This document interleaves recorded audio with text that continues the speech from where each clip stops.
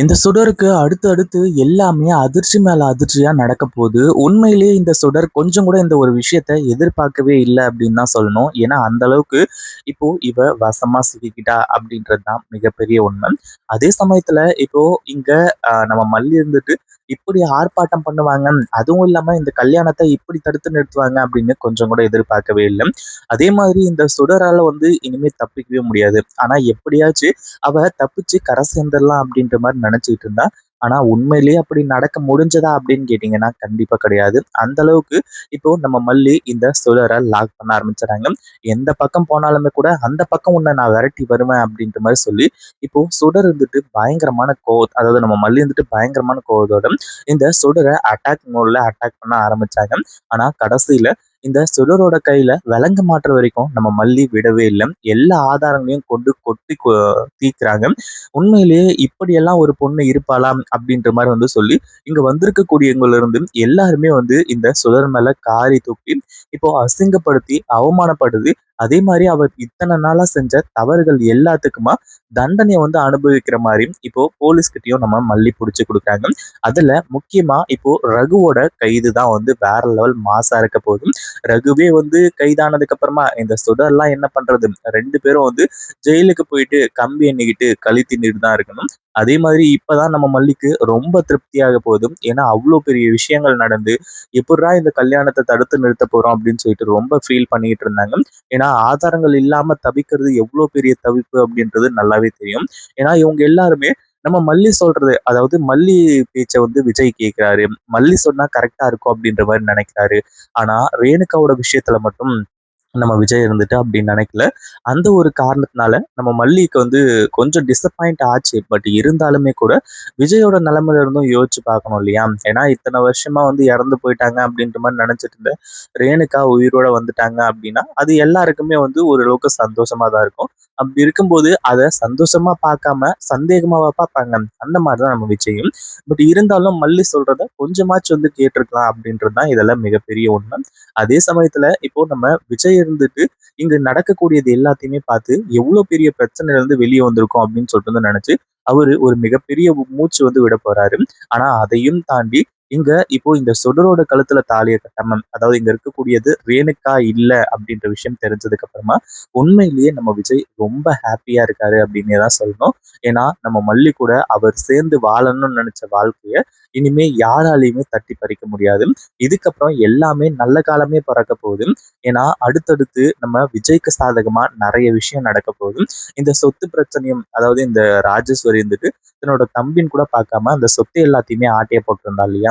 அது எல்லாமே நம்ம விஜய்க்கு மீண்டு வரப்போகுது. இது எல்லாத்துக்கும் காரணம் மல்லி தான். இப்படி எல்லாம் சூப்பரான விஷயங்கள் இது அடுத்தடுத்து காத்துக்கிட்டு இருக்கு. அதனால இந்த வீடியோவை மிஸ் பண்ணாம பாருங்க. அதே மாதிரி இப்படி எல்லாம் நடக்குமா அப்படின்றது ஒரு யூகம் தான். ஒருவேளை நடந்தா எப்படி இருக்கும் அப்படின்றத கமெண்ட் பண்ணுங்க. அதே மாதிரி இப்போ உங்களோட மொபைல்ல எவ்வளவு சார்ஜ் பெர்சன்டேஜ் இருக்கு அப்படின்றதையும் கமெண்ட் பண்ணிடுங்க. இப்போ என்னாச்சு அப்படின்னு பாத்தீங்கன்னா, ஒரு பக்கம் நம்ம விஜய் அவ்வளோ பொறுமையா வெயிட் பண்ணிக்கிட்டு இருக்காரு. அதாவது என்னதான் நடந்துற போகுது, இங்க இருக்கக்கூடியது ரேணுகா தானே, ரேணுகாவோட ஒரு கழுத்துல தானே தாலியை கட்டுறோம் அப்படின்ற மாதிரி நினைச்சாங்க.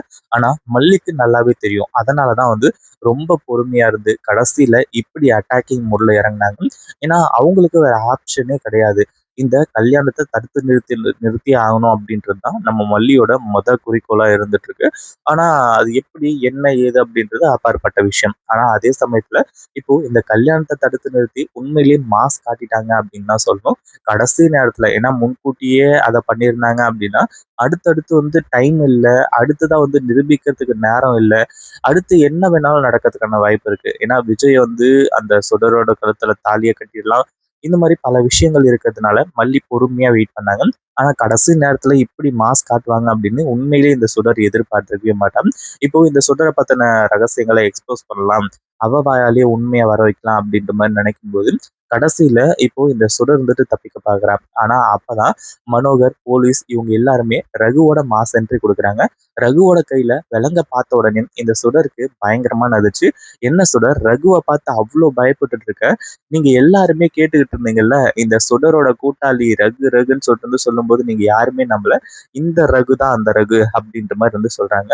ஒரு பக்கம் இப்போ நம்ம மல்லி இந்த ஒரு விஷயத்த மட்டும்தான் கண்டுபிடிச்சிருக்காங்களா அப்படின்னு கேட்டீங்கன்னா இன்னொரு சிறப்பான சம்பவத்தையும் பண்ணியிருக்காங்க.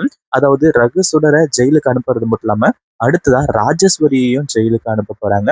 ஏன்னா, ராஜேஸ்வரி தான் உண்மையான ரேணுகாவ கொலை பண்ணது அப்படின்ற ஒரு உண்மையையும் நம்ம மல்லி கண்டுபிடிச்சிருக்காங்க.